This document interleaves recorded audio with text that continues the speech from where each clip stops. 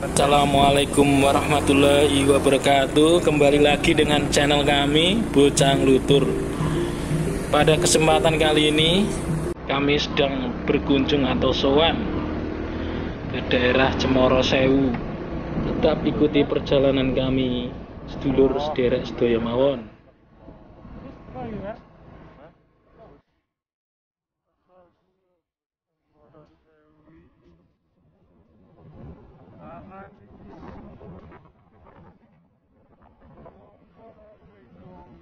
Ngono mau, Cemoro Sewu.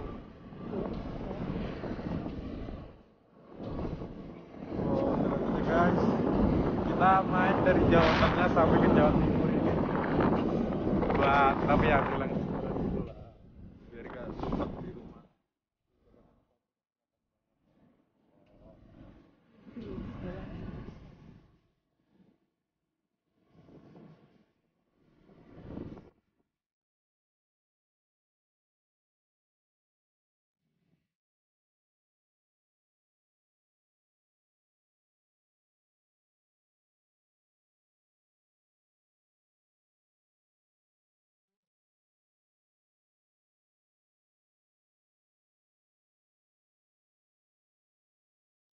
Oke guys, ini kita udah sampai di tempat tujuan kita di Cemoro Sewu.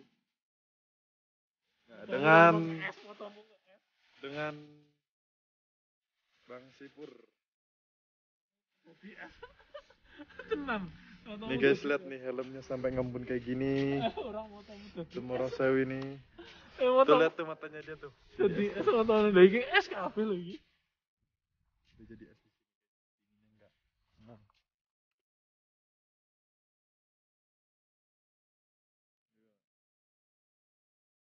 Kita lanjut di tempat-tempat yang bagus-bagus lagi nanti ya guys.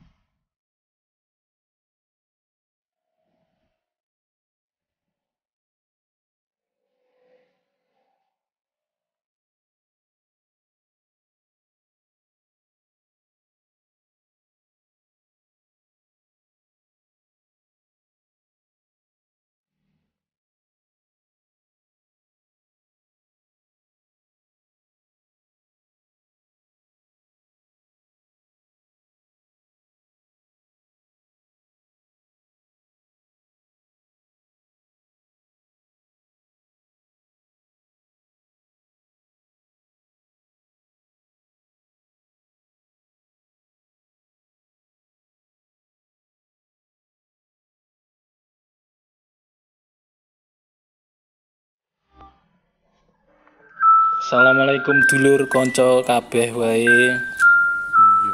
Hari ini saya sudah sampai di Pertapan Boncolono di Desa Gondo Suli, Kecamatan Tawangmangu, Kabupaten Karanganyar. Pertapan ini dibangun pemerintah daerah mulai 1989. Kendati demikian, lokasi dipercaya sebagai pertilasan Raja Brawijaya V. Konon sudah terkenal seantero negeri. Tempat itu berada di perbatasan antara Kabupaten Karanganyar, Jawa Tengah, dan Kabupaten Magetan, Jawa Timur. Banyak para petinggi negeri ini seperti, mungkin saya tidak bisa menyebutkan namanya, yang pernah singgah di tempat ini. Dan sejumlah tokoh lainnya yang tidak bisa saya sebutkan namanya di atas. Mereka datang pada hari pasaran, yakni malam Jumat, Kliwon, dan Selasa Kliwon. Salah satu staf Desa Gondosuli, Ampran Guaning Marjuki, mengatakan nama Boncolono diambil dari nama salah satu pengawal Raja Majapahit terakhir, Brawijaya V. Menurutnya ada beberapa orang yang mengawal Brawijaya V saat melakukan meditasi di Gunung Lawu. Boncolono itu nama daerah di situ, juga nama salah satu pengawal Brawijaya V. saat melakukan meditasi di sana. Para pengawal Brawijaya itu konon menurut para leluhur kita menjelma menjadi burung. Para pendaki kalau melihat burung itu bisa jadi penuntun agar tidak tersesat, kata Ampran.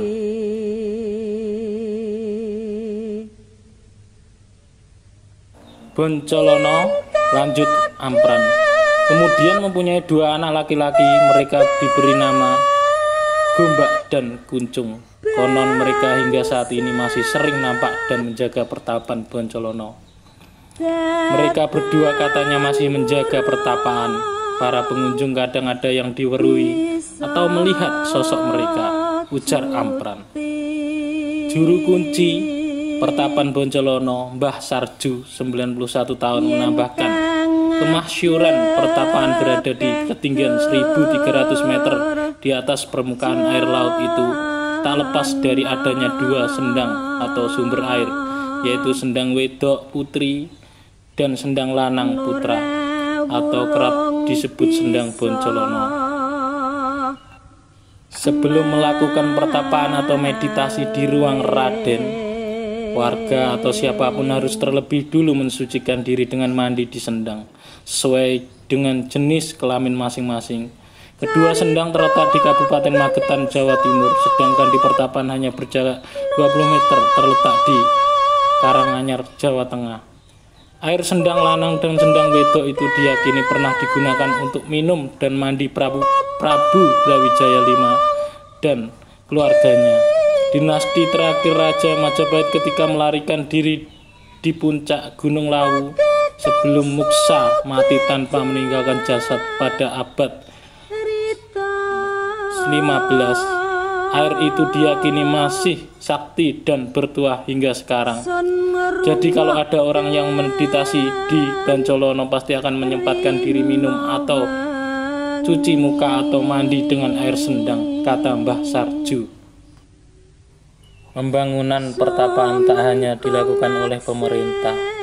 Orang-orang yang merasa terkabul permintaannya juga turut menyumbang.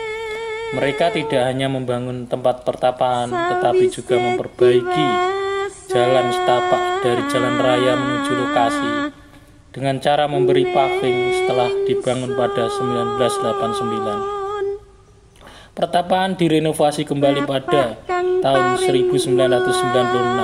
Kemudian pada 2001, sejumlah orang yang pernah bertapa dan merasa terkabul permintaannya membangun kamar pertapaan lagi menjadi 4 dan lebih permanen. Terima kasih. Assalamualaikum warahmatullahi wabarakatuh.